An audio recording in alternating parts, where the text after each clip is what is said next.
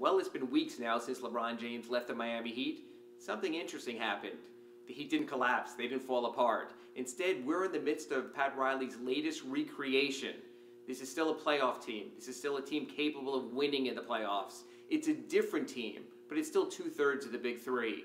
Chris Bosh is back on a maximum contract. Now he's back in a leading role, sort of like CB4 was with the Toronto Raptors. And Dwayne Wade again is the perimeter answer for the Miami Heat. He has to be better than last year, but he'll have a much bigger canvas than he had.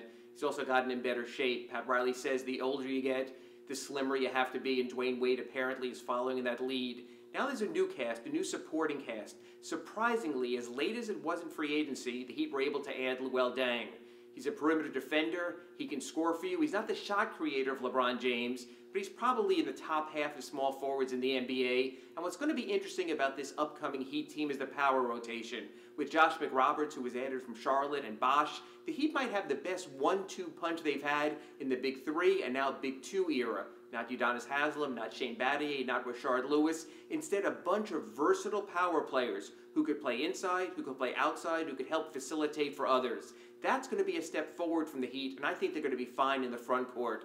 The backcourt, well, that's still a question. Danny Granger has to show how far he's come back from where he was with the Indiana Pacers before his injuries. James Ennis, he had a terrific summer league for the Heat. Remember, they stashed him overseas, first in Australia, then Puerto Rico last season. He looked good enough to at least be a defensive stopper, and he can shoot the three also, and the team's going to need that. There are, of course, backcourt issues. At point guard, well, there's three of them right now. There's Mario Chalmers. He was brought back. And remember, beyond the struggles in the playoffs, he had one of his better seasons this past season. Norris Cole, he's back, still under contract. At one point, he was the only Heat player under contract this offseason. Shabazz Napier, he's back also, the first-round pick. They, of course, drafted him when they thought he was going to play with LeBron. But he's a proven player. He's won championships at UConn. So the Heat, they're still evolving. There's still roster spots available. There's still things they can do. There could be trades, Cole's contract, the contract of Justin Hamilton, maybe even the contract of Shabazz Napier. But the reality is this. When the Heat lost LeBron James, yes, they were devastated. Now, weeks later, all of a sudden, this very much has the look of a playoff team. This very much has the look of a team that's not going to look at any team in the Eastern Conference and say, hey, they're significantly better.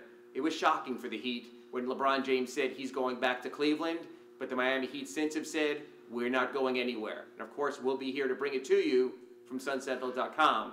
I'm Ira Winderman.